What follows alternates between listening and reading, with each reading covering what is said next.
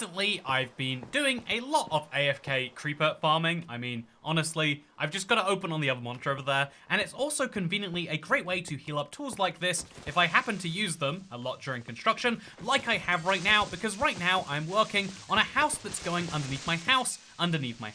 That sounds a little bit complex on the surface, but just trust me when I say there's a valid reason for it, because I have a basement under my house, and that basement kind of needed a basement of its own. Think about it. If you want to build a perfect copy of your house, that means you need to build the perfect copy of your house underneath your house. And so I figured, rather than just building any old copy, because that's something we all can have from time to time, I would build a copy of my house underneath that copy of my house that is actually more realistic than the first one. In other words, instead of each copy getting progressively worse, as, you know, like file compression does, etc., in the real world, wouldn't it be fun if the first copy, this real one on the surface, was the most real, then the next one was the least real, and then we got very close to being real on the third one, almost in a mirrored image way, which is why I'm going to be perfectly building it, but like, again, it's going to be fun. Anyway, so hello everyone, how's it going? Hope you're having a wonderful Thursday morning. And good to see you, McBella78 and Sean Skeeter Sullivan. I hope everyone's having a wonderful day. Also, Toycat is not real, his house is real. Yeah, if you think about it, if you make something real enough, everything else starts to become fake, including reality itself. Potentially. Maybe not. Anyway, so the important thing we need to do is we need to bring a lot of blocks down with us, because I'm going to be copying not just the house itself, but also things like the staircase out in front of it. And then logically, eventually, even these spruce trees right over here. I've got some spare saplings, I do believe, for those. No, I don't. I keep all my saplings chilling on the ground here. So I'll bring like a solid 5 or 6 saplings, and I'll bring those to go on the left side of my house, because that is where they're meant to go. I'm then going to grab a ton of dirt, because I need to make this whole hill kind of effect thing happen. And then I'm also going to bring some wood, some stone slab. There's going to be a lot of stuff. Also, Jeff Kalen has been reminding me for a while, something that is very smart is I should bring 2 buckets of water, because if I'm making a copy of my house down there, I'm going to need to have 2 types, you know, like I guess like a large enough amount of water that it looks like there's water there. So 2 buckets, we got it. Thank you, Jeff. Appreciate you a lot. You're not very kind. Also, what time is it for everyone in the chat, says Kerry Yangs? It is Toycat time no matter where in the world you live. It's an interesting reality that we live in, but that is in fact it. Also, you know, I'm going to keep on smelting up these sponges. It's basically, wait, I put the water bucket in there. It's basically free to do so, so why wouldn't I? Okay, with that said, let's now show you the progress so far. So, yeah, I used to have a basement in my house that was a bunch of it was just a bunch of doors that I could use to breed villagers, but then the villagers all went away and I figured, well, I better keep this guy safe, and so I keep him incredibly safe. Wait, there's a door over there still. But I keep my villager incredibly safe, as we can all see. He's not getting anything bad happening to him, but then I had to build a house at bedrock layer below this one. Obviously, this was before Minecraft decided they wanted to change what bedrock layer was, and so now this version of the house has an issue, which is that it needs to have a basement, and in that basement there needs to be a version of the house, and so that's where we're kind of at. It's a lot of fun, but I'm enjoying it. Also, Eleva Tours by Rain Marvs. I really enjoyed the last live. Thank you! I think it was the most insecure I felt after a live stream in a while. I think, I don't know if you're meant to admit this as someone who makes things on the internet. Some days you're like, yes, I'm incredible, love it. And some days you're like, man, I am trying real hard, but am I really making something worthwhile? I guess you could maybe argue that's like more broadly, it's like an art in general thing. Like, if you produce anything which is, you know, when you work at the factory, you are producing things which are very clear-cut in their value. They are or they aren't valuable. It's a complete product or it's not. No one looks at a controller and says, well, it's beautiful, so it doesn't matter that the buttons don't work. Nor do people look at a controller with a bunch more buttons and say, wow, that's so much better. You know, they're all just controllers or they're not. They win or they fail. And so one of the interesting things about, you know, doing like streaming or something like that is by the end of it, people might have had a good time, but you judge yourself more harshly than even that. Also, I think I've got to grab some dirt. Very important I get some dirt. I think I have it hanging out over here.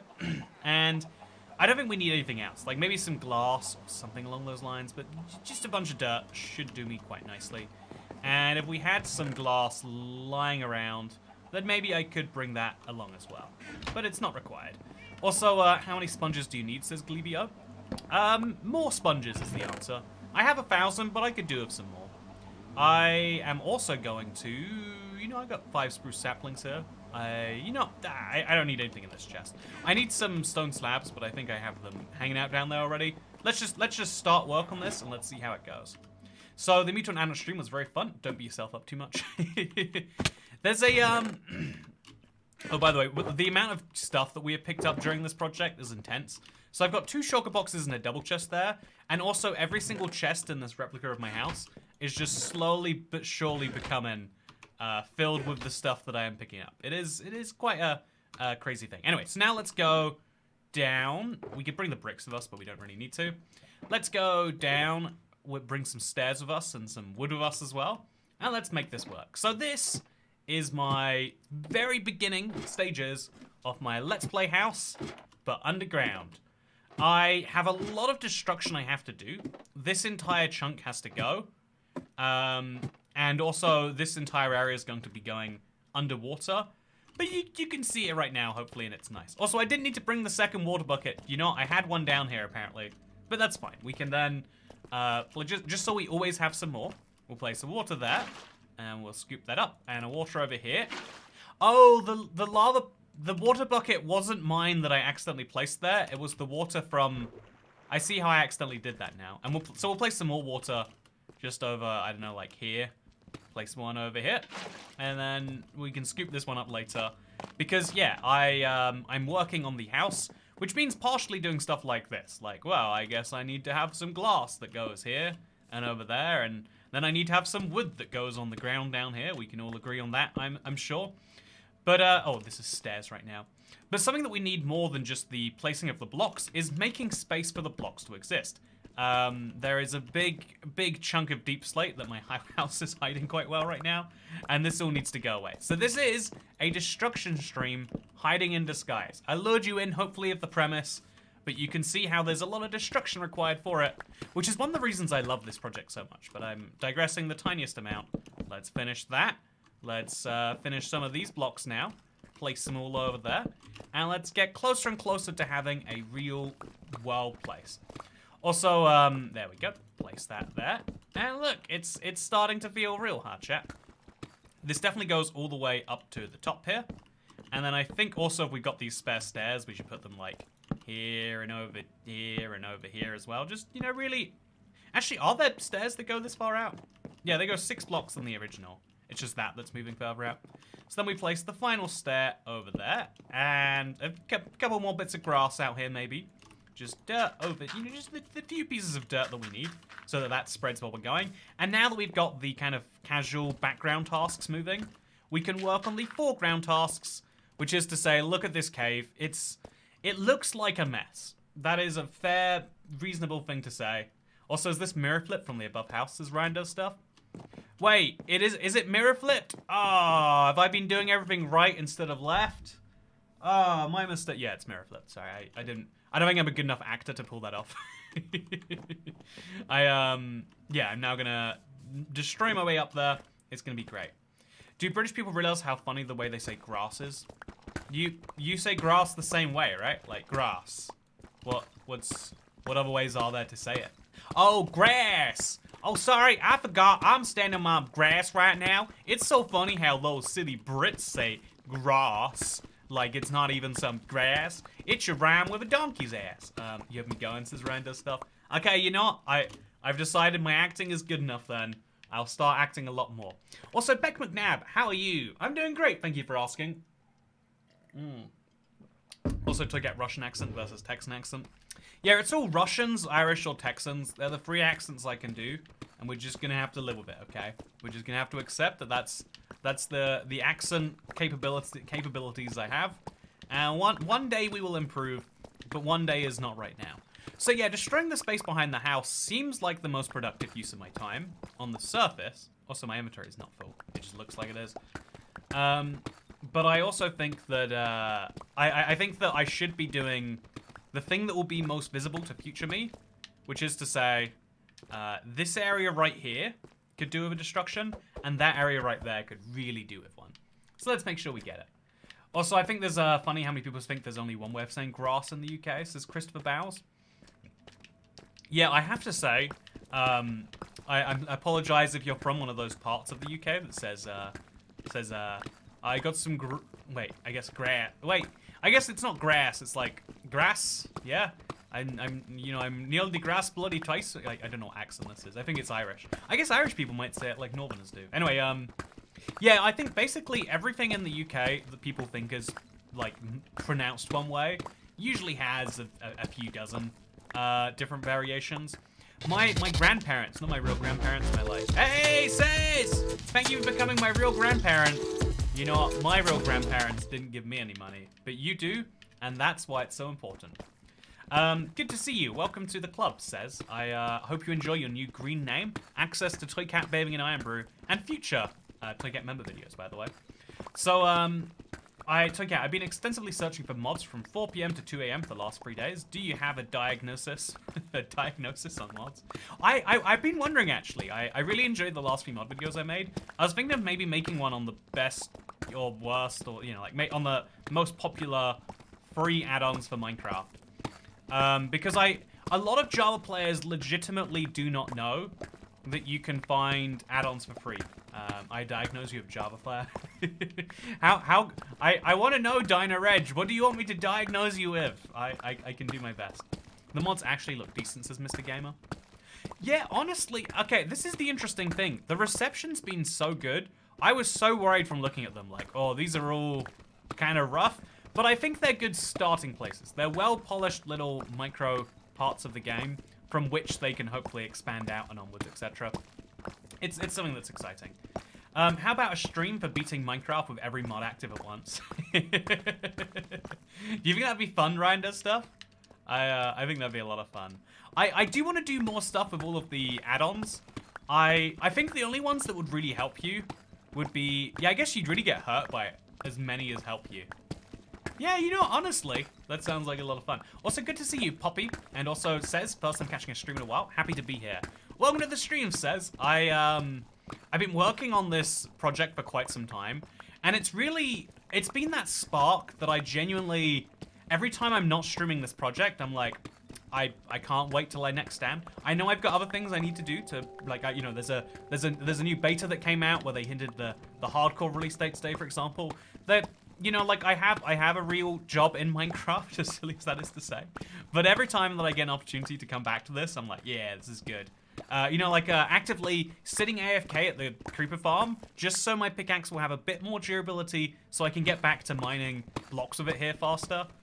Stuff like that is fun. When you find a project that you really can't leave, I think it's a good sign. I'm glad that you could come here for this one. So the Dragon mod gives you the chance to get Blaze Powder without going to the Nether if you breed the Blaze Falcons enough. Oh, yeah, that's an interesting idea. If you get the right dragon. Oh, well, there's a hole in the ground now. I should keep an eye on that. It seems pretty dangerous, honestly. But yeah, I'm real excited about Hardcore and Bedrock chat. I briefly mentioned this today, but I think, you know how we've been talking about doing 100 days again in Minecraft? You know, like Hardcore. We've been talking about it briefly. I could probably, if I'm, you know, like if I do that and I'm around when the Hardcore comes to Bedrock, I could be the first person to do legit 100 Hardcore days. And there's something about that that just tickles me right, you know? So yeah, we might do it all as one stream. Might have a break in there so I can sleep. Because the problem is, if betas just came out in the morning, British time, I could stream the entire day, sleep a little bit late, and, you know, be a little broken for a few days after a 16-hour stream. But yeah, it's gonna be a whole different thing in that way. Also, I'm more excited about them fixing the numerous unfair bugs than about Hardcore itself. I do agree with that. Honestly, Hardcore itself is basically nothing. I don't want to say that to be cynical, you know, to be unfair to it. I don't want to seem like I'm trying to rip on Mojang. It's really good they're adding it. But Hardcore is basically just delete your world when you're switch to spectate when you're done. We always say delete your world, but it's, you know, the spectator's the real, you know, punishment for it. But we say that, and the interesting thing is that the real struggle with Hardcore mode is they have to add spectator mode. That's what they've been working on last year. And they have to make Minecraft not randomly kill you. that they can never remove every possibility of dying, but for every, 10 bugs they remove tens, or realistically, thousands of separate people who would have their hardcore worlds ruined through none of their fault of their own. And so that is good. If you're a survival player, that is very, very good news. So, yeah, I'm excited for it. Long story short, I get to talk about hardcore all day, every day. But I will say that, yeah, I will try and be the first person to do 100 days hardcore. And it'll be legit because you'll see the entire thing. It'll be streamed and everything. But, yeah, the real struggle is to add a Toycat skin as default. It is, they've recently removed the free Toycat skin that used to exist. I think they had it for the Minecraft console to Bedrock transition. I thought it was a bit, I didn't like the fact that they removed it, but to be fair, it was it was basically a gift from them, so that we had it at all was maybe the thing we had to appreciate. But yeah, it kind of sucked, right? I think it goes without saying. So now I'm going to, I don't know what the dimensions of the house above are, but I think there's a crafting table that goes here. And then I'm gonna have to go look just to make sure where the chests go in this next one. Because I want to make sure if I'm filling up some chests with deep slate, I'm doing it right. Is it still not in the Legacy Pack, says Alex Payne? Yeah, the Legacy Pack, I don't believe you can download anymore. Man, this jug is really inefficient from drinking out of. Feels like a fish is throwing up into my mouth, and he is not working out the angles correctly. So, yeah, we got a crafting table. We got a chest above that. Then a chest to the right over here. Then an ender chest. I think there's ender chests in my ender chest, so I'll grab one of these. Just for accuracy reasons. And then it's a double chest, and then, the rest is all easy. So this is 3 blocks inwards. And then after we make the stairs to the second part of the house, that's where more of the chests come in. Okay, let's do this. Screaming at the fish jug, says Phoebe Mitchell. Do you like it? I hope you like it. Sometimes in life, we just need a fish to... because if you think about it, the thing that fish have most in the world is the thing that they need least. Like, they are surrounded by water all day, every day. But they don't actually need any of it. It's all unnecessary. So I think it's a single chest and then my ender chest, right? Did I read that correctly? I hope so. Where can I purchase a fine jug like that? Go to ibxtoycat.store and you won't find one there. But I mean, no, the serious answer to your question is, I think it's like a really common piece of home decor now. And they will die without it. No, the fish don't die without water. Fish die without air, and they just get air from water. You can fact check me on that. I don't know how they get it from the water, but they live just great without it. They do wonderfully. So, Kat, after you French kiss the fish, I was wondering if you were going to say mouth instead of water. I mean, the thing that we need most in our life might be someone else's mouth. I mean, I'm not going to judge you or your needs and wants. But the interesting thing is that the amount that you want it doesn't affect the amount that you're likely to get it. One of the cruel realities of the universe that as a species we've been trying to solve for so long and are still yet to make any decent progress on is that what you want and what you need are rarely exactly the same. I've never seen a jug that I psychologically couldn't bring myself to drink out of until this day. If you're not willing to make out of a fish every time you get thirsty, what's the point of living? I hope that's a non-cancelable quote. I heard something interesting today, right, Internet? I'm not going to talk about any recently cancelled YouTubers. I've heard recently we've been on a good stretch for not having any Minecraft YouTubers doing anything wrong, and so we'll just agree not to correct me on that assumption. But I was thinking about this idea that, like, some people are like, oh no, it's not cancelling when they've done something wrong. Was a genuine take I saw today. Like, no, don't say that we're cancelling him because they actually did something bad. And I was like, wow, are we saying there's a type of cancelling where someone hasn't done something bad that we'd get people for? Yeah, also, Toycat, your neck, says a liner. Oh, also, Toycat, have you paid your taxes? I don't know if I should be saying this publicly, but I accidentally found out recently that I wasn't, or rather I was. Like, there's like some very minor, like, error in how I calculated something. I think in reality, like, I usually accidentally undercalculate, and so the government owes me money that they don't give me. Whole interesting thing. But I accidentally found out that there's a type of tax that I was meant to be paying that I just was not. I didn't know that it was a type of taxable money. There's a, It's like related to capital gains that you pay capital gains on gains of investments, but you pay dividends if it's a dividend-paying investment. And for some reason, even though they're the exact same investments, the dividend tax is higher than the capital gain tax. You don't need to know about any of that, other than to know that I was reading about it, and there was like a little summary that said, we have sent this information to the government, they'll work it out themselves. And I was like, that was years ago. Do I owe the government for years ago? Do they have to take some of that money they owe me? Are they just... Anyway, long story short is, you can accidentally commit tax evasion, and I'm sure people do it every single day. In fact, I'm not even just sure. I think it is a key part of the system that everyone does it all the time. Like every time I think also it's okay. It's the character Toycat who hasn't paid his taxes, not Andrew Andrews. Yeah, it's true. If you are watching this and you are the government, I am pretending not to have paid my taxes for commercial gain. And if it so happens that I also haven't, this was not an admission of guilt. There we go, covered. That is the interesting thing about being a YouTuber. Like, unlike basically every other business where it's very clear cut what is, you know, business and what is not, I think being a YouTuber, it's really, really hard to tell.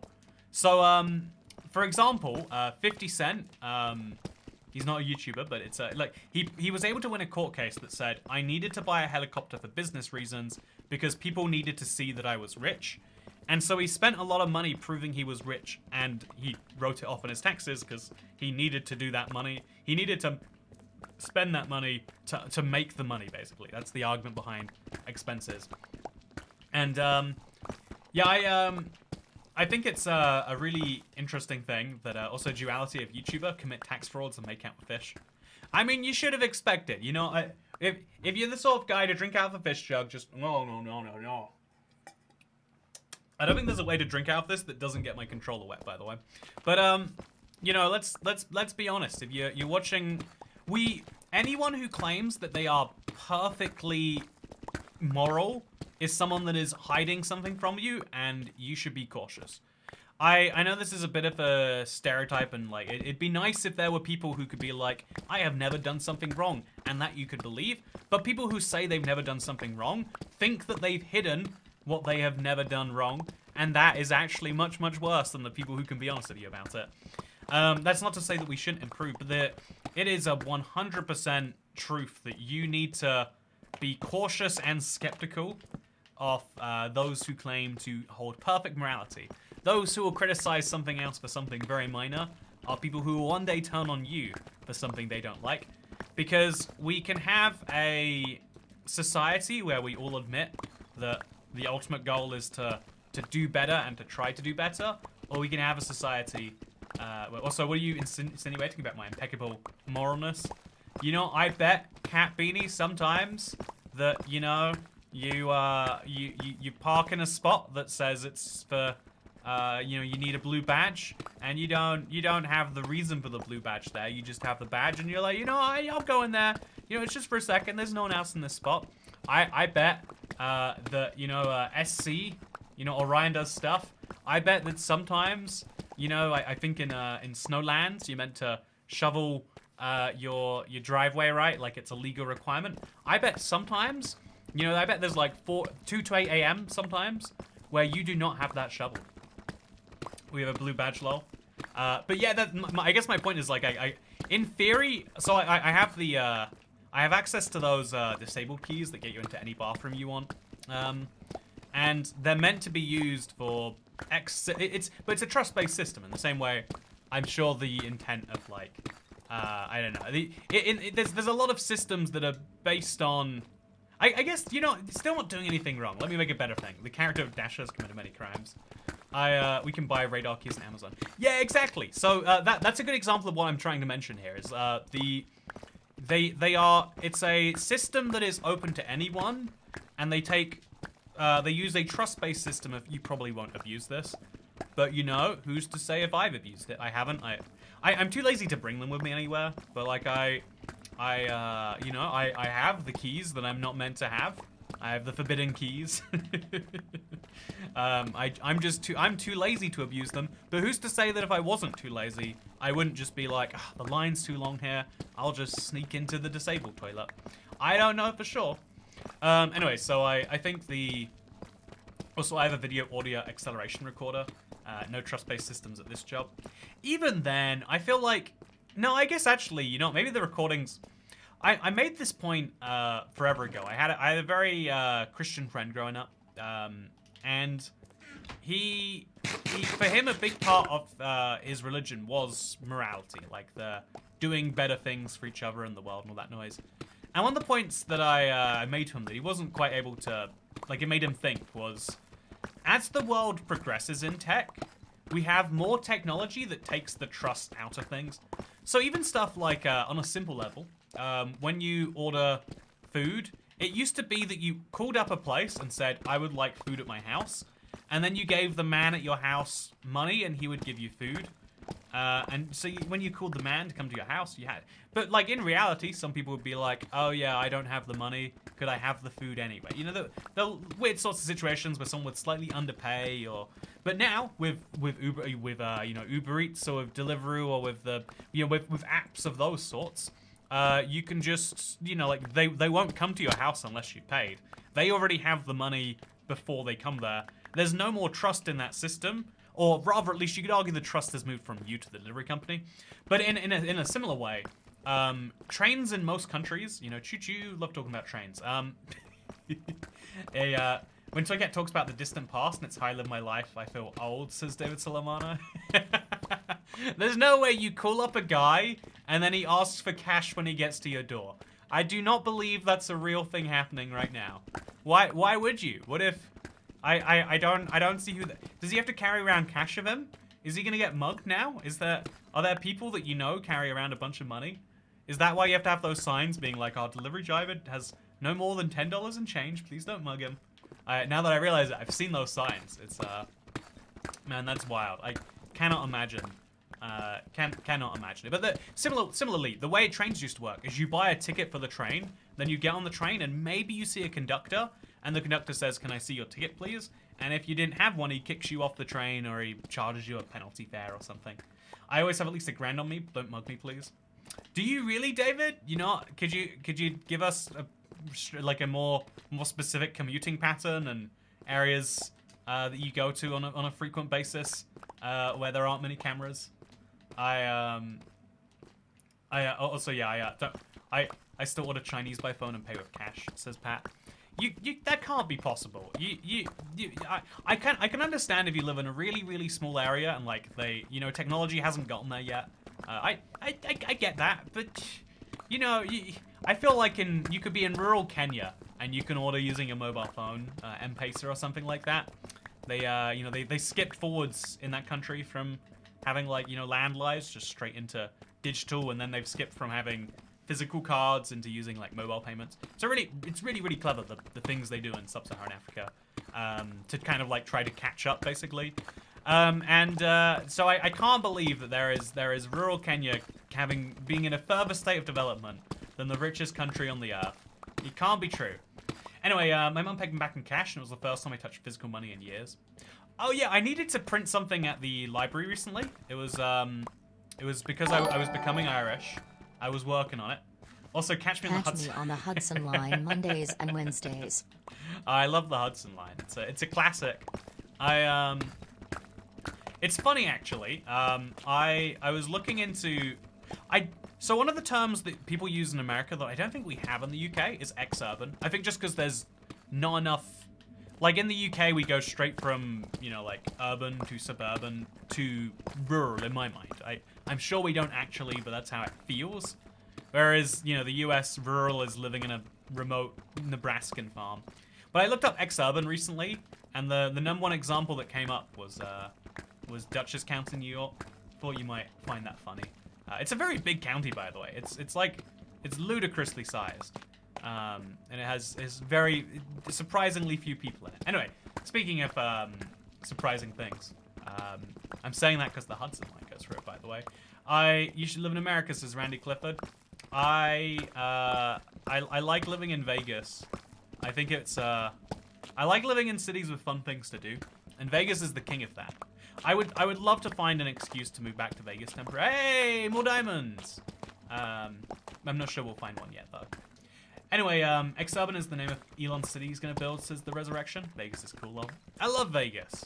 I still have your control. You know, we'll talk about that another time. Did you know Nebraska is a state? The fact that you know Nebraska is a state is shocking. Some USA citizens don't know about us. Yes, we have electricity. Oh, Jamie Norton, you're from Nebraska? Wow. I bet in Nebraska, right? The place that most Americans don't know about. I bet you order using your phone and you prepay before the food comes, right?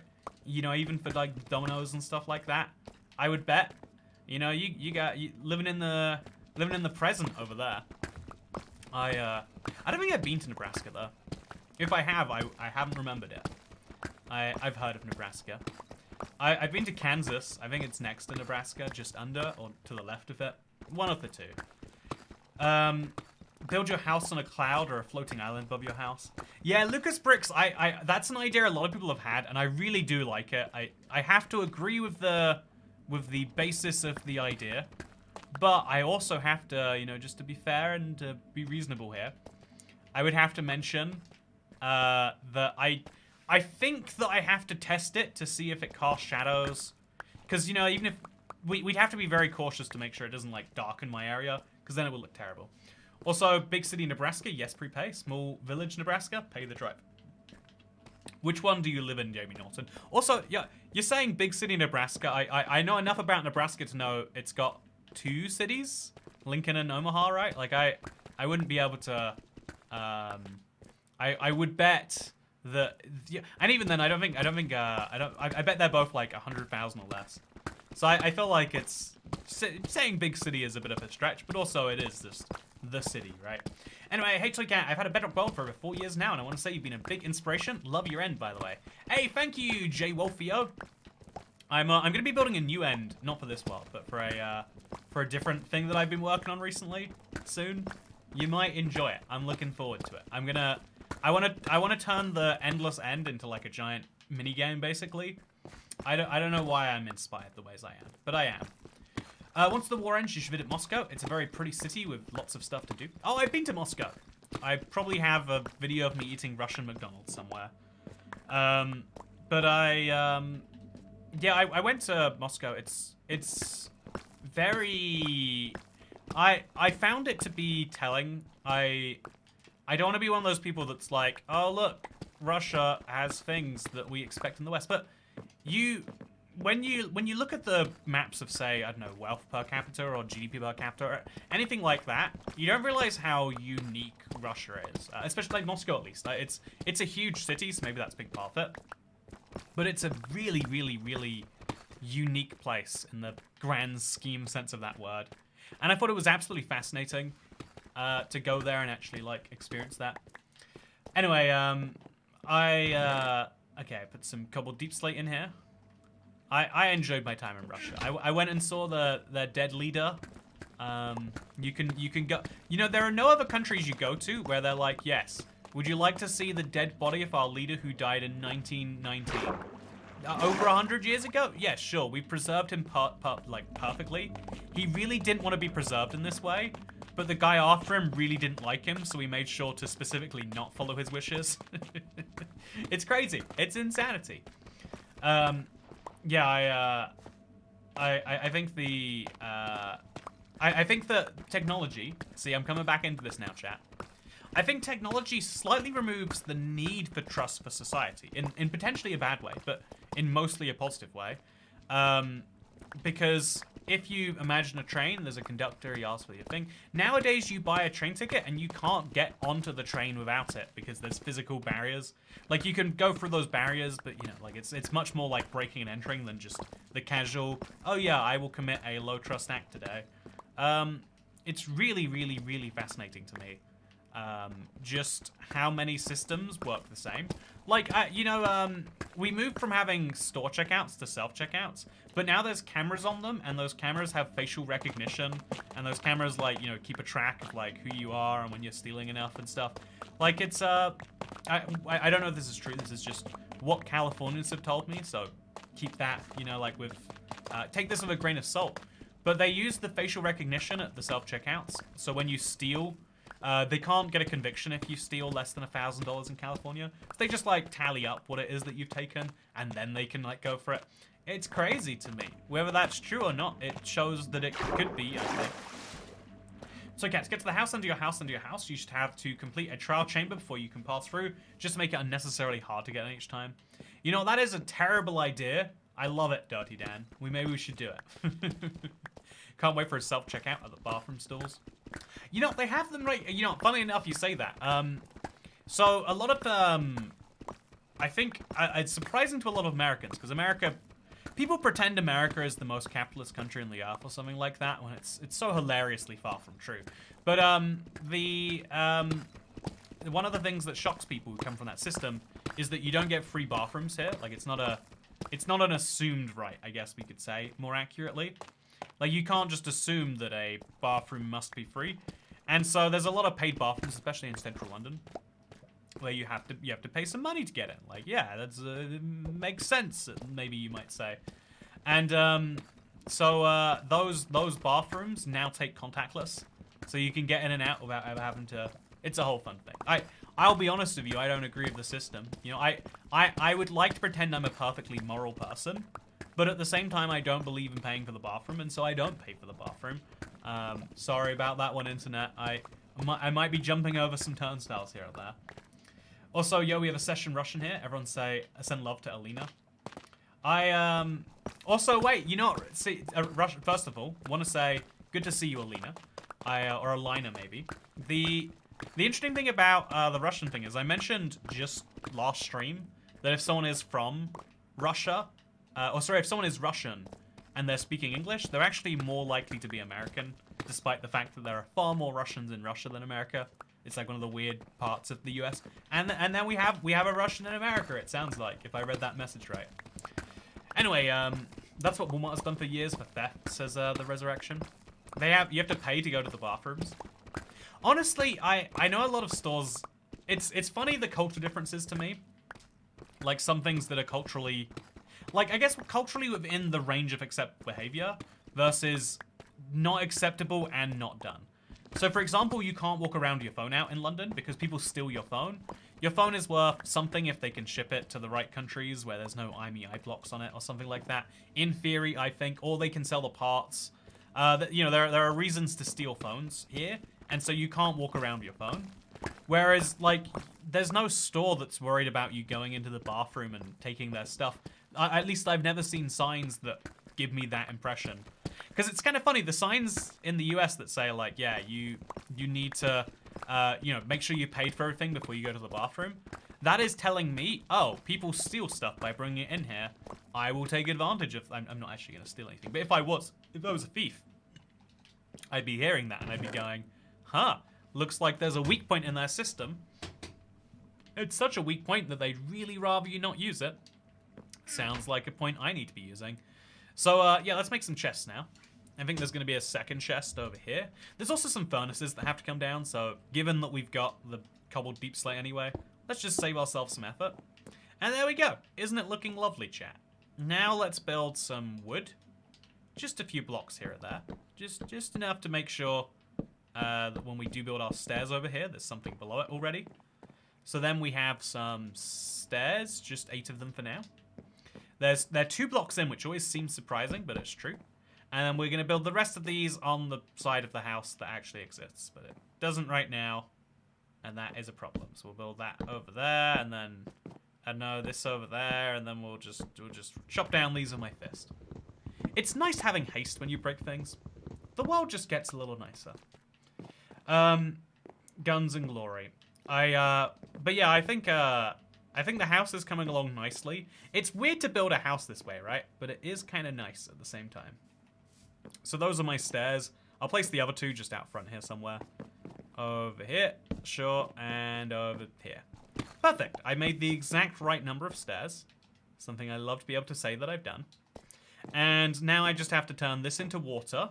Turn that into... I guess that'll be where the spruce trees go. And then this will become a... Like, the water will go, like, inwards over here, and then it'll come, like, back out over here. And then there's going to be a pathway right here.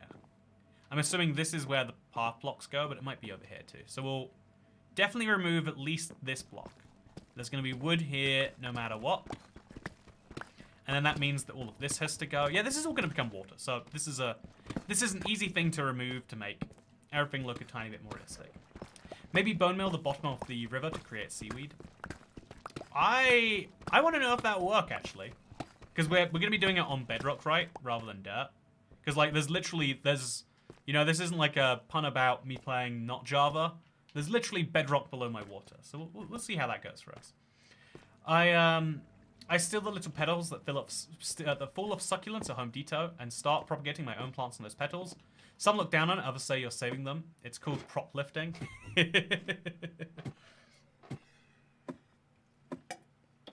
I've never heard the phrase prop lifting before, Ryan Waite, but I like the idea. Okay, you know what? Internet, I realized something. I didn't even know this is what I realized that I'd done it after you mentioned that. Do I have a bed in here, by the way? I hope I do. Oh, I don't. Let's place it down. Wow, look, chat, where am I sleeping right now? Am I in my house or am I somewhere else? I have no way of knowing. Better just climb out the top here and, oof. But, yeah, I thought it was clever when I heard it for sure. So I want to hear your thoughts on this one.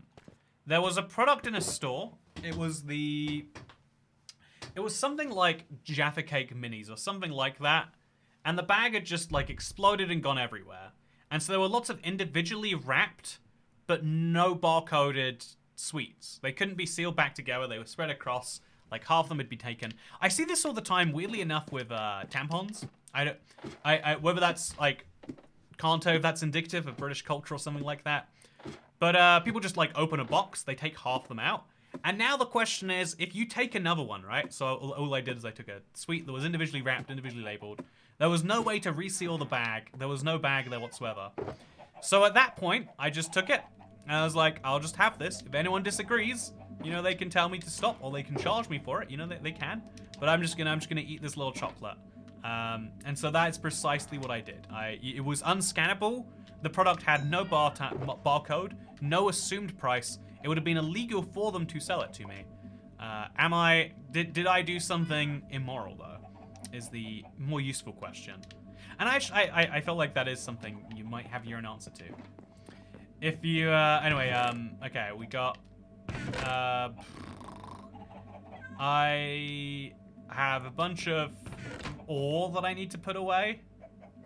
Honestly, yeah, I'm gonna have to work out a better storage long-term solution for this. But first, let's go take a glance at this. So, I'm probably gonna have to build a lava pit down there somewhere. But if we look at the staircase, this part of the stairs is stone slabs. This part is stone slab here too. And then, yeah, the rest is, oh, this waterway is part of that. Okay, so that just goes a whole bunch of distance off to the left. Then on the other side, the staircase has some like grass all the way to the right. So this whole thing's gonna be grass. It's 3 layers of grass, and then it's basically a staircase up from there. I can smooth out the details later until it goes 2 blocks below the stairs for some inexplicable reason, where eventually all of that stuff gets built in it. So now I'm gonna build that using what I have. Okay, let's do it. Moral for not wasting food that would otherwise be trashed. You benefited yourself and it worked towards your happiness, so it was okay, says J Wolfio. I never say hi, says Gone Victor. Good to see you. What do you think about this issue? Is it stealing to take, if there's a half box of something that cannot be sold individually, and it obviously can't be resealed, because it's, you know, it's an item that can't be done that way, is it okay to eat? I would love to hear a take on this, for or against it. I like to hear people's takes on these issues.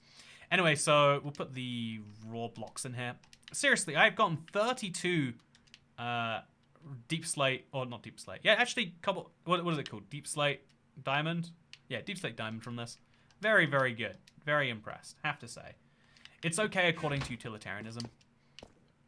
Yeah, I'm a big believer in theory. Okay, so I've got a bunch of polished deep slate I've got to move somewhere. Don't know how, don't know why. Just know I've got to do it. I'm a big I'm a big utilitarian in principle. But I also think like a lot of the problems of utilitarianism come in not being able to properly assess the value of things. So, for example, what is the value of love? What is the value of a functioning society where we trust each other? Is something real. Like I once asked why razors are so expensive, and they said to cover the costs of theft. So if you steal razors, you're literally paying for people to steal them. So you know you made a point, Ryan does stuff. You made it's a very common online saying. It's like if you saw someone stealing blank, no you didn't. In other words, saying you should be complicit in other people's theft, or at least you should not get them in trouble for their theft, because you do not know the reason for which they are doing it. You should be cool, in other words. Be cool about it. But it's a really interesting thought to me about that one in particular, because if an item is really, really essential, you know, like food or the tampons or anything of that nature, that seems like it should be the things that you are most you should least want to steal, and I kind of, or you should most be okay with stealing because you need to steal it. It's not a want to steal, presumably. But also on the other hand, it's like in the world that we live in the real system that we live in, if stores look at, say, razors, but you know, say any other essential good, food, bread, etc. If you saw Toycat evading taxes, no you didn't, says Solano. Yeah, if you heard my story earlier, you didn't hear about it. You heard about the character Toycat making a joke about evading taxes. No real tax evasion, obviously. Ha ha ha. But, good one, David. I like that. But yeah, I think the, also want the stairs inside on the right. Oh, yeah, I've not been flipping the house. The house needs to be flipped. All of this needs to go over there. And all of this needs to go over there. Oh, I didn't even think about that. Thank you. I thought the house was symmetrical, and it's close to symmetrical, but also not. If a major business loses 20% of its profits, it can survive. If a single low-income mother loses 20% of her profits, she can't survive. Yeah, so the like the problem is though is the assumption that every business is hugely profitable. Like you know, when you steal from a store, are you stealing from their profits or are you stealing from their revenue? You know, their things before they pay out, you know, to everyone else. The answer is, well, if they have more revenue than expenses, it's effectively stealing from their profits. But also, you don't make the corporation say, oh, I guess making profits is bad. In the same way that the government taxes you when you earn money. And most people, weirdly enough, don't say, even though usually governments tax things they don't want you to do, usually people don't say, oh, I guess if the government's going to tax me on earning money, I won't bother earning it. You say, I'm going to work out how to, you know, earn enough money that when they take from me, it doesn't matter. Or you work out, you know, like, oh, if you're really wealthy, people come up with tax avoidance schemes. But, like, you work around the problem rather than saying, there's a problem, guess I can't do anything about it. And so, you know, like, if you see that one product is stolen way more than every other type of product, you either raise the prices, like you say, to have every other product cover it, or you say that you are going to have to, you could raise the products, or you could just say, I'm just not going to stock that. Like, why bother stocking something that's going to be stolen so often? And that is like a real moral problem in the world. Of like, you can do something that is a good behavior, but also encourages people to be worse. I think about this all the time with like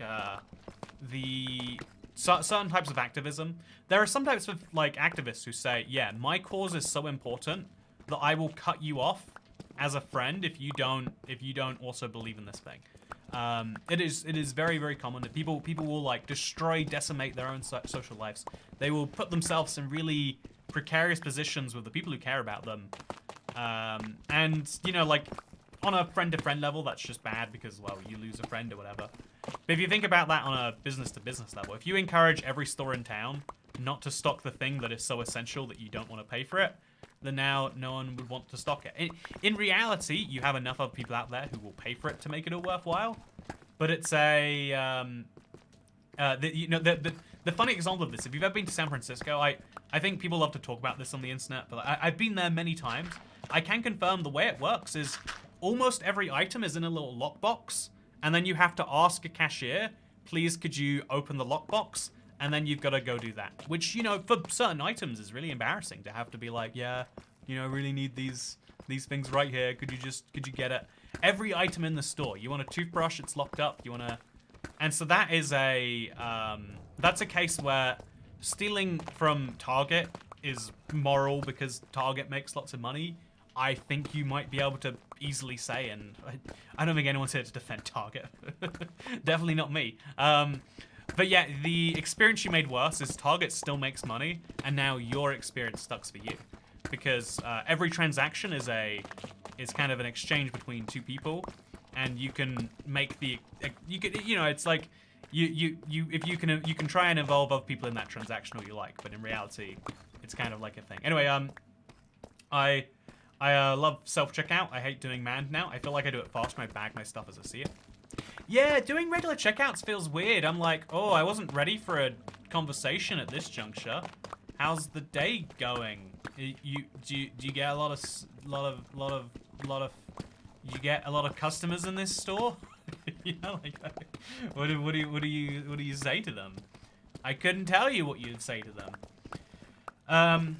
So yeah, that's the, also, hey man, Lainey, I am glad that you enjoy the videos, and I'm glad that you popped in to say hi. I really appreciate people like you, video watchers, but not stream watchers, just popping in, saying something. We have the best live stream community here, but it is still cool, because I know there are hundreds of thousands of subscribers who have never even seen a live stream. It's cool to see you popping in here and saying something nice. Every cashier at Lidl only says hello. Do you have a Lidl Plus and have a nice day? Ideal non-conversations. I need to get this for a I don't want to call him a barber, but like a hair cuttery place. I found a really good person for cutting my hair, because she understood that, like, oh yeah, if I'm not feeling like talking, let's not talk. Whereas she understood, a little bit of casual chat, that's good sometimes. Like in my opinion, it's like Uber drivers versus taxi drivers. Like a good person, to be good at your field is to work out when someone wants to talk. I had a taxi driver recently, and he did not understand silence in the conversation meant, oh yeah, I'm gonna have some time to myself. He was like, you know what, I've got to lure him back in. I'll give him a conversation about this or a conversation about that. By the way, wow, technology being better in another way there. Who's got the worst live stream community, I wonder? Says David Solomano. Yeah, that's a fun question. I think there are so many shows that I watch where the community for that show literally hates it, where they spend all day talking about how bad it is. And I'm like, oh, this is I don't know how you guys do this. Also, I got an electric trimmer and started cutting my own hair to avoid barbershop conversations. I feel like, maybe it's not actually. I feel like my needs are always a bit more complex, because I don't cut my hair on a regular interval. I wait till ooh, I probably couldn't leave it any longer, and then I leave it a month longer. That's where I'm currently at, by the way. I this last week, I'm like, man, hair sure is a nightmare. I'm gonna wait another 2 weeks before I get it cut, I'm sure. Anyway, I'm imagining a whole live stream chat filled with toxic comments. Yeah, there is a lot of that out there. There is a surprising amount of that which you will find. Also, I don't think my house is physically going to fit here. Like, if you look at the space, we need to have 9 blocks going here. So it's 1, 2, 3, 4, 5, 6, 7, 8. And then this is 9. So either the back wall is going to be literally deep slate, or I have to mine a whole extra block of this. I think I'm fine on mining the whole extra block of that. I guess, in theory. So it's not a big deal, but it could have been one. We're gonna have to probably mine another one if we want to do something else. But yeah, there's lots of blocks we need to mine. Who would have guessed in Minecraft I'm doing lots of mining and only a little bit of crafting? Well, that's crazy, huh? Hairdressers never cut my hair gay enough, so I've started asking a friend to do it. I mean, I guess everyone has their own unique needs in life, And yours is you need a hairdresser to cut your hair gay enough. Very valid need, I guess. I also need happy hair, so you know who doesn't need that. Sometimes I try to be a happy moment in a cashier's day since I'm embarrassingly clumsy. It's pretty easy. Yeah, that is the problem with me with actual human interactions. I used to be full on like I am misanthropic. I hate human beings. I don't want to have this conversation. But I think I've kind of realistically worked out that the reason it sucks is because you want to make their day a bit better. Real good. I went to the hairdresser for the first time in 4 years, and she said 4 words to me. It was perfect. Oh, I saw someone at a hairdresser, and they were on their phone, and I was like, oh, they have such a good relationship going on there. Oh, this is the ideal. That is the best ad I'd ever seen for a place. Like, did you know if you come here, you can just be on your phone. We're not gonna randomly we don't rely like that's why you feel bad about not talking to a taxi driver or something. Because you're like, oh yeah, your day clearly needs this. You wouldn't just be doing this if not. You know, it's not that I'm your first choice and conversation partner. You are bored of driving, and you are nice enough to drive me somewhere. So I'm a work it out for you. Also, I think I've worked out how to drink from the fish. You just have to like, you gotta get real close to the spout here, and then you gotta let them just throw up the water right in there. There's no more water on my controller. When you end up with hair on your phone. Oh no! They have solutions for that. I'm sure. Maybe you gotta like get a phone cover or something. You're right though. Maybe that guy was playing Life on the Edge. Maybe the guy had repeatedly told him to move it and he just didn't. I don't know anymore. You're making me doubt my life decisions, man. Okay, so we're gonna put this there, and then we're gonna move all the staircases over here, and then we're gonna pick these up. And there we go. The whole house can be flipped too. I think the house is going to be the most jarring thing to see sideways, but we're going to have to do it. So we're going to have to do it. I think the no, you have to put your mouth around his lips, says Alina. Okay, one sec. Let me make sure that I'm understanding what you're saying here. So you're saying that I need to properly like I don't think it works. Maybe if I go like this way. Too much water. Almost drowned. Anyway, so I've got myself 17 more wood planks. I'm gonna put some of these on top of the house, just to make it feel a little bit closer to alive. Put your tongue inside, says Plum. You know, I'm starting to think this advice that I'm receiving is not in fact fully genuine. I'm starting to think that there is some disingenuine advice about what to do here. Anyway, what have I just entered the stream to? Says Boogle Boogsworth. Good to see you, Boogle Boogsworth. I also 10 basket fire alarms. But are you gonna build a house above your house? You know, you're right. We're gonna have to. I'm gonna have to go all the way up there and build a house in the clouds, so that way I can have every possible rotation of my house.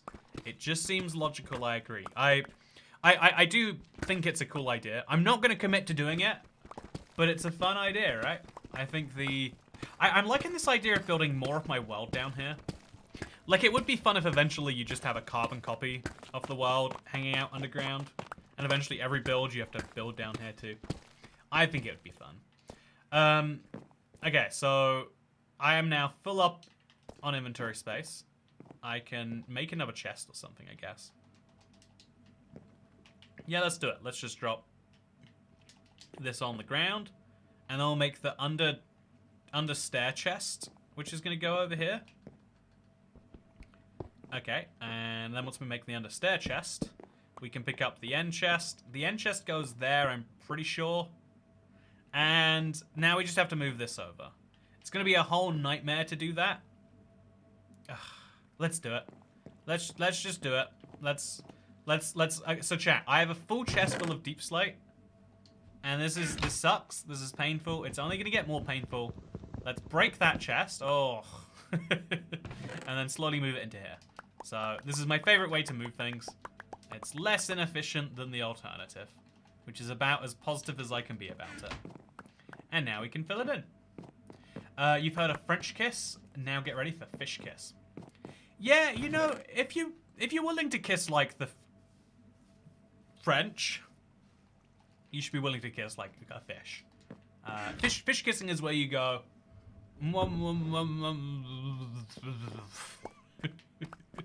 It's a very common thing I do all the time. Since Toycat has an ocelot, this exchange must be confusing for the fish. Like, why won't he end my misery? I've just caught him here, and I'm gonna make sure he suffers over a long enough period of time for it. You know, some would say that's sadistic. Some would say that that's very kind of me to do such a lovely thing for him. So yeah, there's 3 blocks of grass that come in from here, by the way. So 3 blocks. And then after 3, so I'm gonna have to mine this up, pick up some more diamonds. What am I meant to do with all these diamonds I'm picking up? But then after that, we go up a block, mostly, but not entirely, but definitely over here. And then we'll like go up another block, partially, yeah. And then we'll go up a block after that. Oh yeah, I'm not thought this one through fully. And then we'll go up another block, but at the same time we're gonna be over here mostly. And then we'll go up another block, and then this is where it ends. And then this needs to have some dirt too, and this all needs to turn into grass at some point. But that's a problem for future Toycat. Okay, so now we're going to probably, honestly, lighting this place is going to be a whole challenge in itself. How do you think I should light it, chat? Do you think I should just have some sneakily... Like, for example, because this is stairs here, I can hide a torch down here, and then it will be hidden by whatever comes here. There's a few ways we can light this place. But I don't want it to look like there's torches everywhere, ideally, in the end state. It's in its current state, we're just kind of vibing. Drink out this picture next time you do a fishing stream.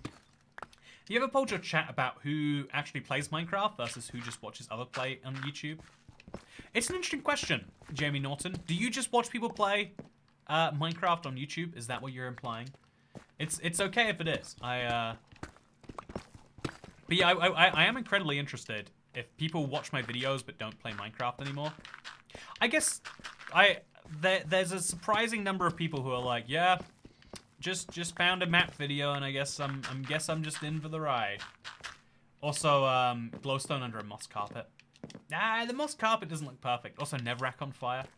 That is always a fun way to do it too. You know, go the most intense fake way.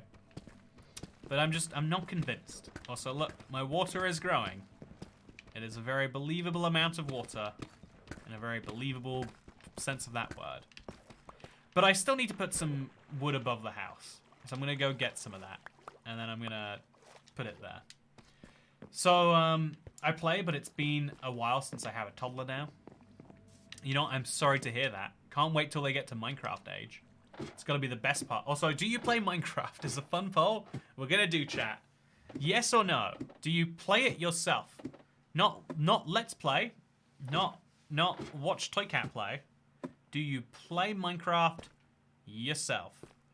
96% of people. Okay, so I was interested to see this one. It could have gone either way, really. But it is very much people saying, yeah, I play Minecraft, and so I watch the Minecraft man. I don't know how else you do it. And I understand that. I feel that. It makes a lot of sense, really. So I'm going to go get some more dirt and some more wood, because I think just these stone slabs won't do a lot by themselves. And I guess we'll look at the house. So it's 2 blocks in that the glass goes, not 1 block in. And yeah, let's go do this. Currently playing right now. Yeah, playing Minecraft while you listen to a stream, very underrated fun activity. There's something about, so I think Minecraft activates some like productivity center in your brain or something like that. I can't tell you the science. I can just tell you it's true. And something about playing a game while you do it, it just feels so right. It just feels too good. If you've never tried it, give it a shot sometime. I would rather you focus on my stream entirely in my brain, but obviously I understand that's not. Obviously I understand that your pleasure is more important, and so that's what I will prioritize right now, Internet. Okay, so we'll move this torch up as well. Yeah, I think any torches too close to the ground probably are gonna have to go in the long run. But for now, let's just plow through this and place a block over here. And then let's remove a lot of the blocks ready for what's going to come here. Because, yeah, we need to destroy all the floor here. All the floor to the sides of this. all the floor on the left here, then all the floor up there. Oh, not all the floor, but a lot of the floor. I'm actually surprised that so many people do. It's slowly going down, but yeah, Are you playing in Toycat Let's Play World is the question? I am. Are you really, Rose Pentacle? I'd love to see what you're up to. Either, like, tweet it to me or share it on Reddit. Or, like, you know, just... I want to know what you're up to in my world. That is incredibly interesting to me. Also, hello, Leanne Vandermeer. How are you doing? I'm doing wonderfully on this fine Thursday on which we are meeting. The bad part about which play Minecraft while playing myself is hearing a creeper on your end and thinking it's mine. That sounds like a win to me. It's reminding you to be responsible and careful. That sounds like a thing you should be doing anyway.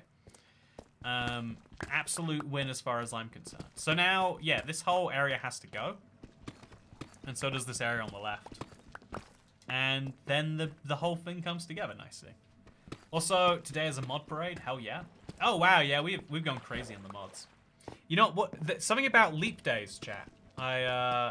What can I say?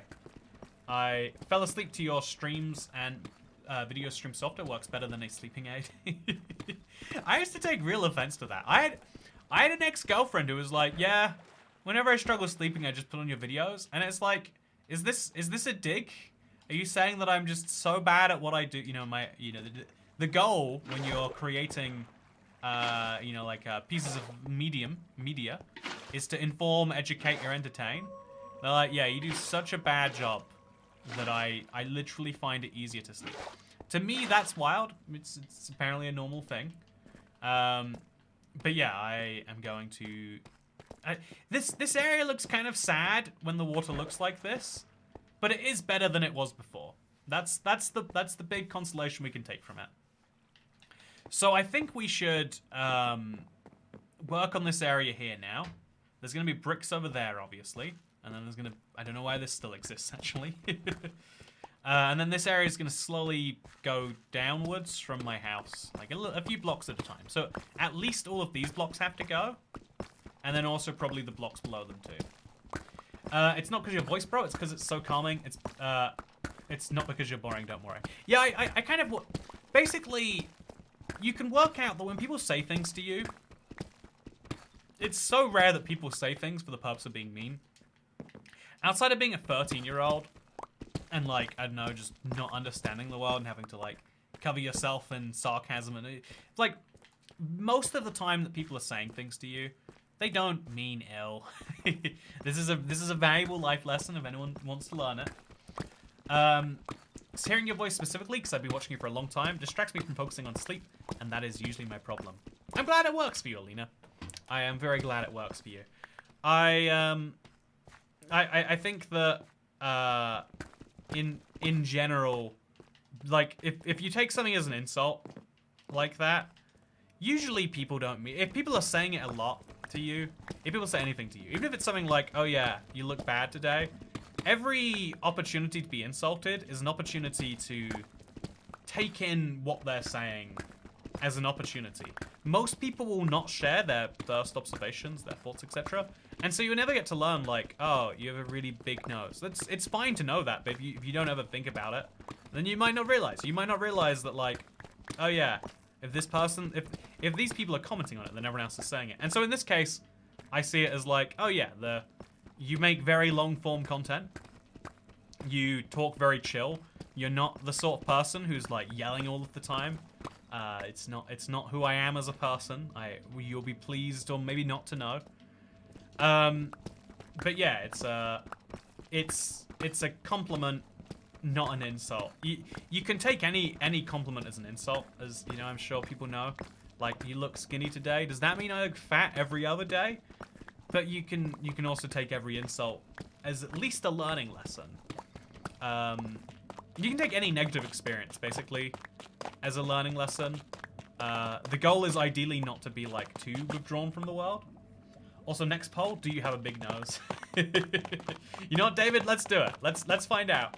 Do you have a big nose? Let's find out, chat. We're gonna work this one out together.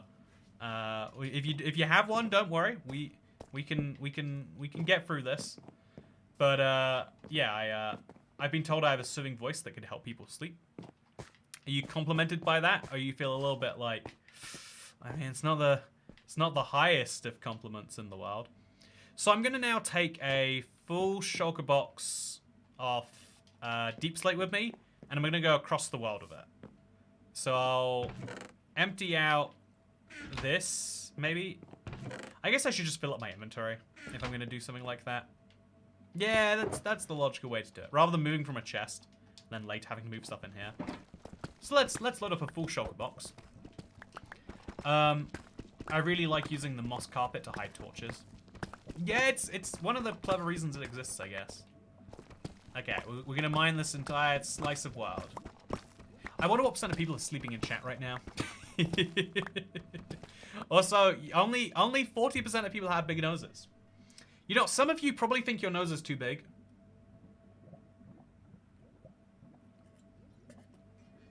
I've got a spoiler for you right now. Statistically, you don't have the biggest nose in chat. Statistically. Sometimes in the past, people have insulted me over things that weren't true, though.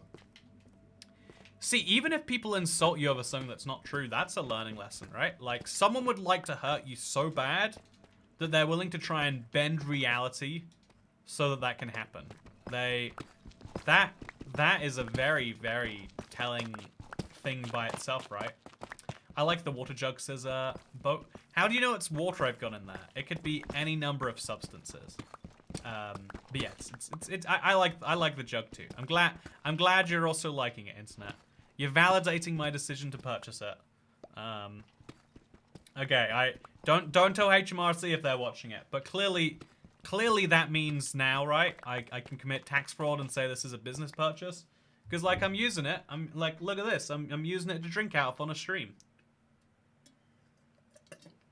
This is my equivalent of the 50-cent helicopter. People just wouldn't like me the same if I wasn't drinking out of a fish glove. It's Gamer Girl bathwater, hence the fish shape. The gold toilet mug was a favorite of mine. I do have a silly collection of drinking implements at this point. Like, absolutely ridiculous, have to say.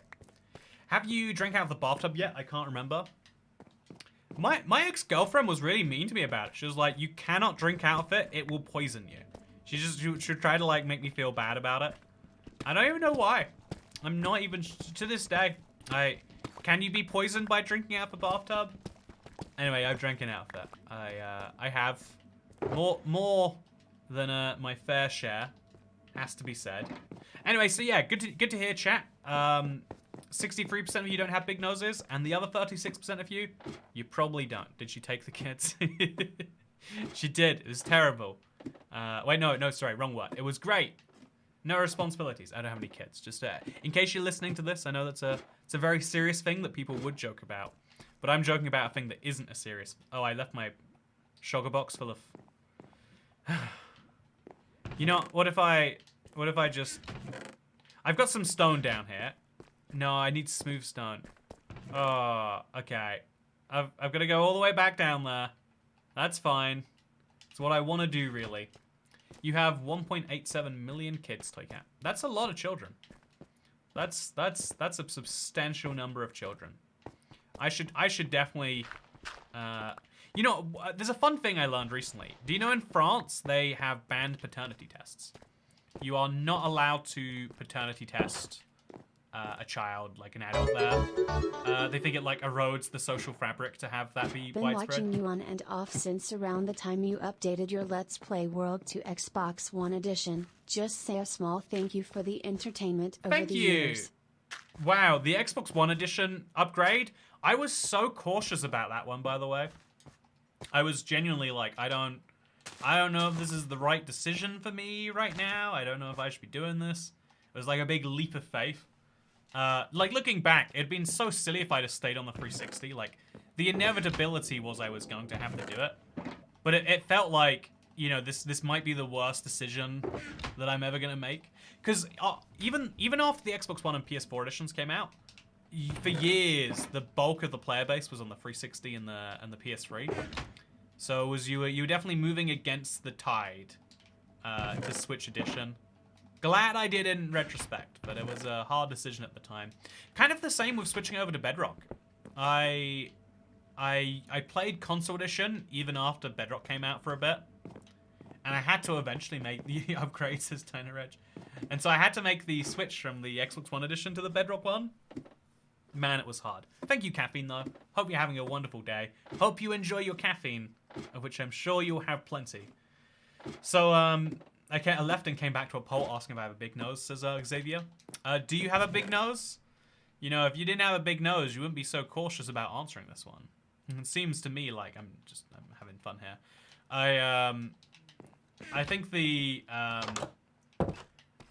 important thing to take from this stream is that if there's one thing else, it's that you're not a perfect person, but you're still a person, and also, do you think you climb ladders faster when you've got jump boost on? I definitely started going faster up the ladder, right? Right? Am I crazy? Did I imagine it? Was I just like, is it because the field of view went wider? Is it speed that makes you climb ladders faster? Well, I want to know now. I don't know that I'm ever going to, but I still want to. Okay, so PlayStation 4 will be discontinued along with support for Windows 10, says Matt Wodenson. That'd be funny if Minecraft... Oh, okay. Minecraft for Windows 10 is what people called it for so long. Be funny if it becomes Minecraft not for Windows 10. Honestly, if Microsoft gave Java players an alternative to Bedrock, kind of like the console, I would stay on Java. Yeah, that's the interesting thing. If Mojang ever wanted to discontinue, also, long thing here. If Mojang ever wanted to discontinue Java, we've got enough evidence now of how it would work. There would be 2 editions for a bit, and then one of the editions would stop receiving all of the updates, or maybe any updates. And then you would shift from that to full, yeah, you can play the other one, but the other one gets the updates. And I imagine the player base would do a similar thing. Can we build a redstone machine to determine that? Build a redstone machine to determine if you have a big nose. You know, I'll work my best on it, David, but I'm not sure how it would go for me. I'm new here. How old is this world you're playing on? This is Eliza Oliviera. I sometimes worry I'm saying it too much in videos.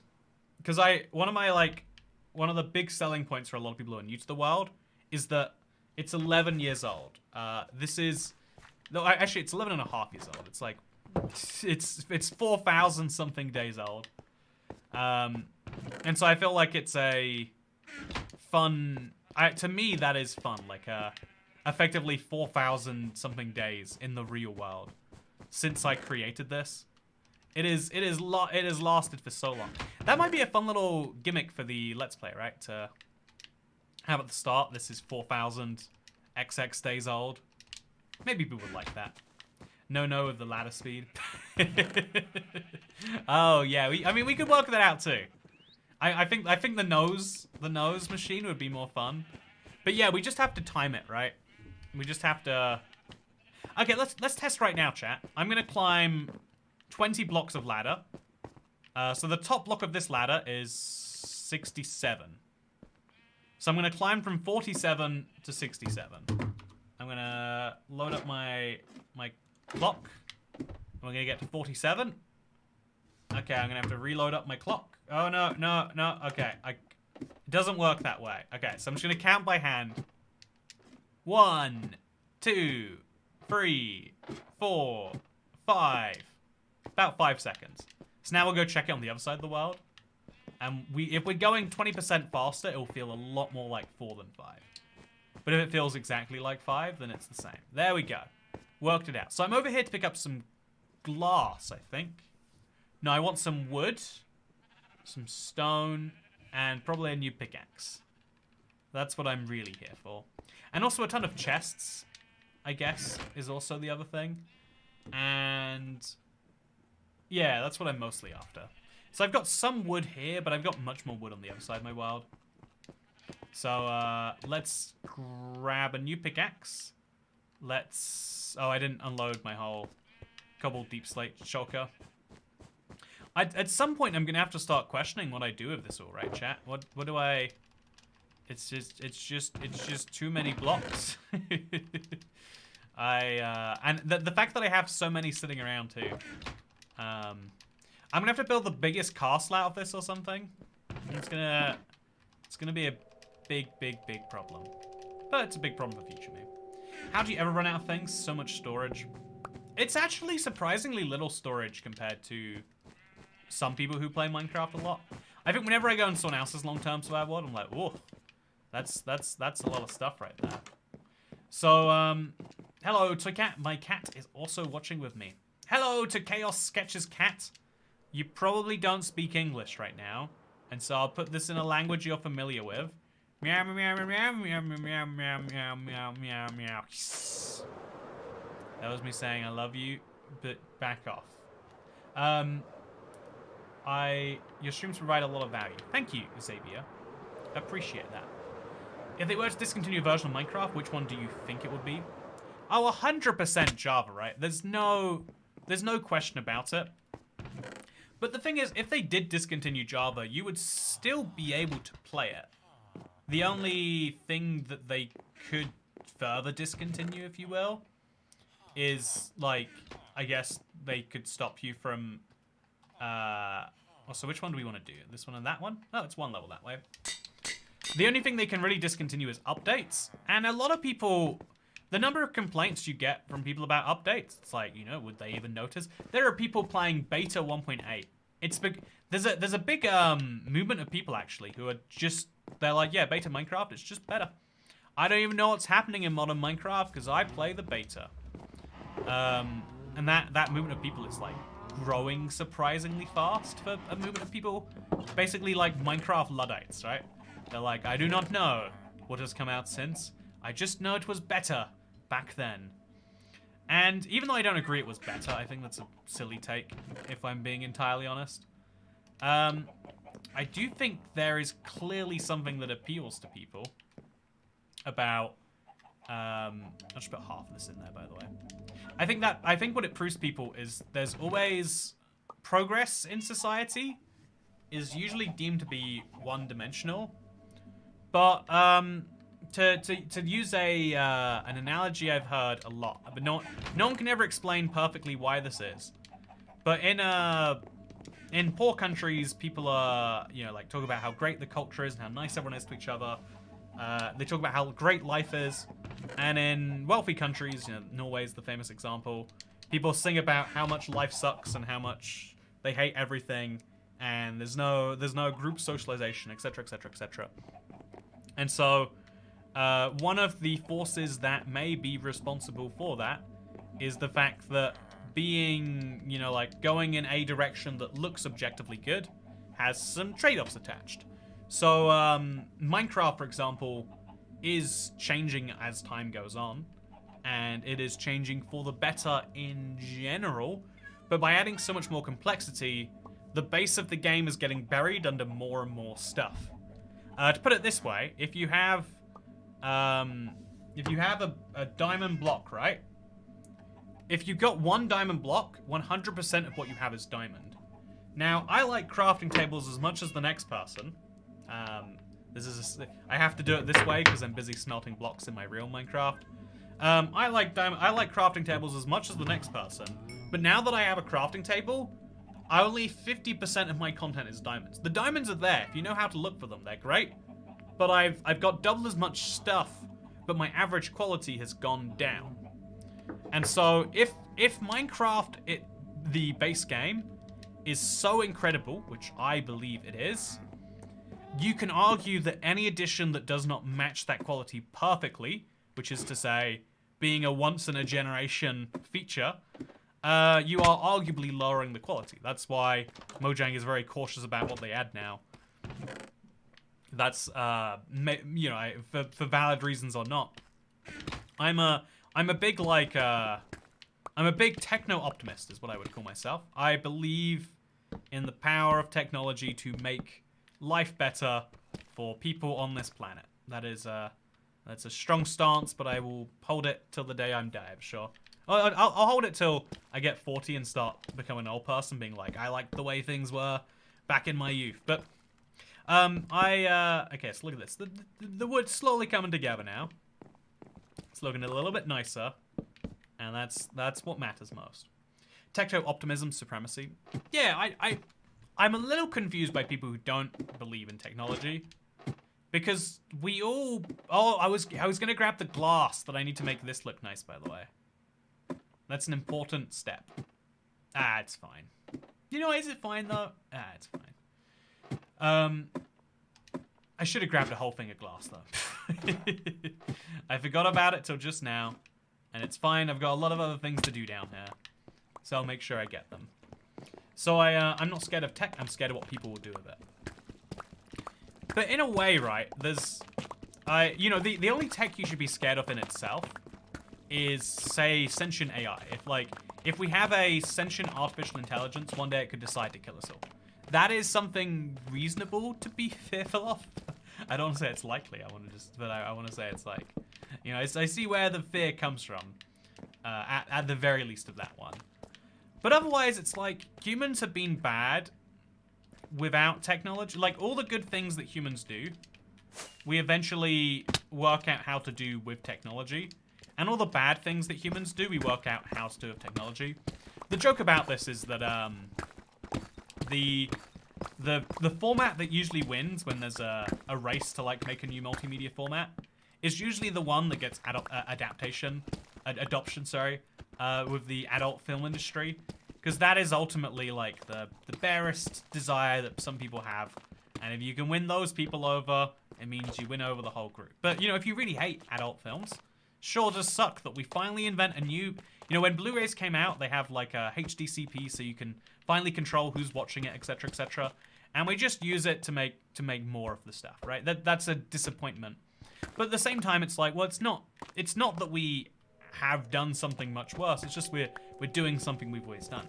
Same with I don't know, like drinking is bad for you, like your liver in general. Like it's generally considered to be a bad health effect over a lifetime. But yeah, every generation invents a new type of alcohol that's cool versus the one that your parents did, which isn't. So like, I don't know, like the most recent thing is alcoholic seltzers. So it's just sparkling water and then some distilled spirit. And then the thing before, like that is, you know, it's a way to stay hydrated while you drink. It tastes like very little, so it's easy to get through. And then a generation before that, there's things like Smirnoff Ice, where it's like lemonade, but with a little bit of Smirnoff in. And then, you know, people do silly things like make Turbo Ice, where you mix that with just pure vodka. And then the generation before that, there's Hooch. I want to say was before my time. But, you know, it's like, yeah, it's like lemon-flavored malt beverage. We're always inventing new ways to slowly poison ourselves. And you might say, wow, that's terrible. Did we just invent a new type of poison? It's like, no, we reinvented the type of poison we already have because we love re-poisoning ourselves so damn much. I personally fear the atom bomb's power, says Jordan again. You know, I do want to say, actually. You don't want to say more? My scheduler told me she likes talking to me because I'm positive. I don't think of myself as super positive, but not being chronically negative helps with wanting to live, which I prefer. So, woman shrugging. I want to come back to the nuke, by the way. The atom bomb. But first, I want to say, you would be surprised by how many people are... Like, I would say this is in a negative, like in a positive way. If you're really, really transparent as a person, which a lot of people are not through aiming to be, but just by not putting up a barrier between you and the world, something which is good, should be maybe encouraged. It means that, you know, if you're feeling bad, you just immediately put that onto other people because your feelings are important, and so they should be important to the people you're talking to. I think just being somewhat aware that, like, everything you say is something someone else has to hear puts you in the top, like, you know, 80% already in terms of, like, social awareness. Like, wow, you're so positive. You don't just decide to drop a terrible one in my morning in a short conversation. Might as well drink out of the bathtub at this point, says Leanne Vandermeer. Exactly, if we're already drinking anyway. But yeah, so the invention that is actually worth fearing. I think the invention of the most interesting philosophical discussion about ethics built into it, about philosophy built into it, is the atomic bomb. We invented a weapon of mass destruction. I say we. It was developed by the Allied powers jointly, and the weapon was so strong that it shifted the entire sense of how you could do things in the world. There is now no longer any amount of consensus about you know, what you can do.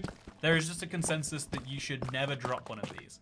It destroyed so many people's lives the 2 times they've been used. There's radiation damage to their offspring to this day. Like it's done such a damage that you can measure it now. And I think it's interesting because at least if you believe its biggest cheerleaders, nothing besides this deadly weapon that allows for the killing of millions of people now in one hit of a button. Nothing has brought more peace to the modern world than the invention of this. Again, to be on its side. And that is a paradoxical thing, but it kind of is how military always works. It's kind of how force always works. If you're using force correctly, you can use it in such a way that it never needs to be used. In the same way, people have like home security cameras or something and stuff like that. But it's not that your goal is to like send someone who, you know, robs your place to prison, I assume. But instead that you use that system, you use it as a deterrent so that people don't want to rob you. And if enough people choose not to rob you on the basis of that, then now you don't need to send anyone to prison because no one's committing the crime. The mere act of having a camera somewhere might deter someone from committing a crime that would require you to do the thing. In the same way that, you know, the modern day version of this would be the way that everything is out on the shelves all the time. You could at any moment take everything from a target if you wanted to, but you know that the consequences of doing that are quite high if there's a functioning, you know, either law enforcement or there's not any... If you don't have an incentive in doing so, or you have a negative disincentive from not doing so, you would never rob the place, no matter what you thought about doing it. And so, all laws and all law enforcement and all weapons of enforcement exist under this same idea of, if they work well enough, you'd never know that they worked at all. If you do your job just right, then no one will even know that you have a job to begin with.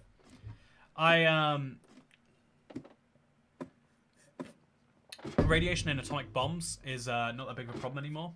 Oh, that's nice to know. So if we have a nuclear winter, we won't, you know, radiate everyone on the planet to death. They'll die from the impact. That's nice. It's an improvement, I guess. Have to say, you know, I mean, take the wins where we can get them. I'll take the win. Grab the glass and some bone meal. Yeah, I should go get some glass. I need a lot of glass though, so you know what? We'll work it out. Also, I'm looking to move houses, and I'd be happy to live in one of Toycat's houses. You know, that's the best endorsement I've ever heard. Have to say right there. Big endorsement. Nuclear war is fully winnable, says Dalek1616. You know what? If either side believes that genuinely, if either side could win a nuclear war, then both sides will probably lose a nuclear war. There is a danger in the idea of a winnable war, and it's kind of terrifying to think about. That you need it's kind of like a fun reference you might enjoy. Is in the war to become the biggest PC manufacturer, Microsoft kind of needed Apple to exist. They gave them a huge loan at one point in time to keep them afloat, because without them, they are just the dominant power by themselves. And now, you know, like they become regulated by everything. You know, having a secondary power there is kind of useful for both sides in a lot of big industries in a way that you might not appreciate. I think it's fun personally that like sometimes the people you need are your biggest competitors to exist. But you know what else I enjoy, chat? I enjoy having a good time. As I ordered some food tonight, and it was real good. You know, the biggest invention. You know what I did? I ordered it using an app where I paid for it, and then someone came to my house later. It was incredible how that worked, but it literally just did. I didn't have to think about it. I didn't have to trust them. They didn't have to trust me. And I ate too much, and it's okay though because it was the type of food that you're meant to eat too much of. So really, I did the intended thing, and I'm very proud of myself. Speaking of being very proud of myself, historically the USSR prepared civilian infrastructure to survive nuclear war, and the US made it almost illegal to try and survive nuclear war as a citizen. Are you sure? I always, I only know this from American TV shows. I don't have a basis of American law, but I always saw that people had, nuclear fallout shelters, right? But maybe, in a way, if you think about it, one of the most trustworthy things you can do if you're a nuclear power is to be like, look, all of our civilians will die, and we don't want that because we would lose the election if we did. Therefore, you can trust we're not going to bomb you. You know, it's a pretty compelling message when you say it like that, huh? Okay, so this is going to become grass as well. Oh, that's what I should have grabbed more of while I was up there. And then we'll also just place a little bit of gravel. I don't have any gravel, so we won't actually. Let's now place the inside of my house. So I think the ceilings are 4 blocks up.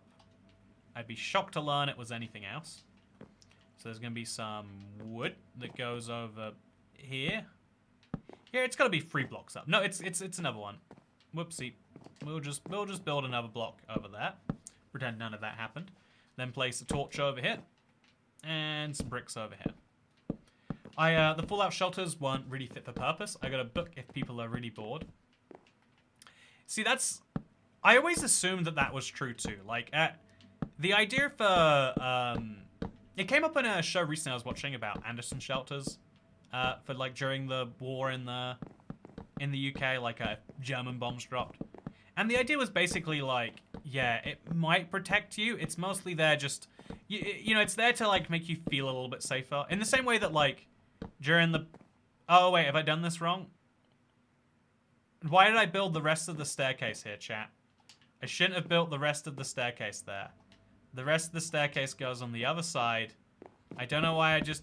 It's fine, it's fine. You know, I messed up the staircase, so it's a good thing that I did that. The staircase is meant to go over here, which is where it will go. Exactly fine. Yeah, nice. No issue here whatsoever. I think you'll find. So we'll place a brick there, and then a block here, and then a brick over here, and then perfect. No issue whatsoever. Everything's fine. Nothing is not fine. Just gotta probably remove some of those blocks above my head. But we can do that later. Now we'll finish this whole corner up. And wonderful. Okay, we finally got a floor working. You've built this house so many times, it's muscle memory at this point. That is the funny thing about it. It really is muscle memory. On a negative level. So that and that, right? I think that's also where the glasses go down here. There and there. So now we'll break these. And we'll put that over here and this over there. And then some glass in all of these holes. And then once we've done that, we'll work on the wood which needs to go on top of the house. I'm not sure when the wood starts exactly, to be totally honest with you. So I'm just going to play it a little bit safe for now. Okay, get some of that. And then place some blocks over here. I'm going to play it the tiniest bit safe by just placing my wood in a very narrow triangle starting here. Because now it looks the tiniest bit like a Let's Play house. Obviously, there's going to be a wood floor up here somewhere. And then there's going to be a ladder over here too, but I couldn't tell you in which direction that will go. Yeah, there we go. Very nice. And yeah, the house is coming together nicely, right, chat? Could do with a lot more bricks, though. A lot more bricks and a lot more wood.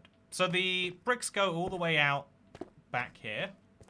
I think to do the maths on this, it's meant to be 9 blocks. So 1, 2, 3, 4, 5, 6, 7, 8, 9. And then it goes along this back wall. So once we've done this and we've got all the wood for the rest of it, we'll have officially achieved our dream. So block there, but not a block over here, I think. And then a block over there, and then there's a doorway that's gonna go over here, I want to say. And boom, there we go.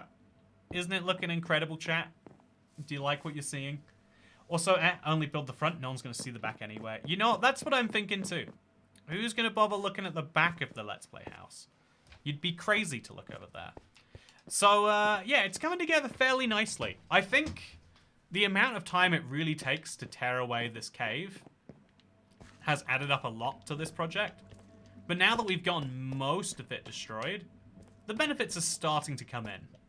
But yeah, I need a lot more wood and a lot more bricks. But I have a lot more of those things. So let's go at least place the bricks and find out how many bricks we're placing. Because once we've done that, we can make a lot better progress. I think the why are we making it from bricks when there are tornadoes outside? Are bricks bad for tornadoes? I've never lived somewhere with tornadoes. It's one of those like weird fears that people have when they live in other countries. Oh, got lots of water myself. The fish sometimes froze up a little bit too hefty. Okay, so after the top windows, it's 2 more blocks. And so there's bricks behind that, and then after the top of the ladder. So I think I got it perfect just by muscle memory again. Pretty impressive, if I say so myself. So we'll make 2 stacks, more or less, of this. Let's go. And I could do with some more wood. Oh, I'll use these bricks too. And I'll bring the grass down. Let's work on it. Missouri, we get more time. We have basements. I've gone for a few tornadoes. Who's gone through the what's the deal with tornadoes? If you live with tornadoes, how bad are they? Will it ruin your life, or is it just like, yeah, you have a kind of bad day every now and then, but who doesn't?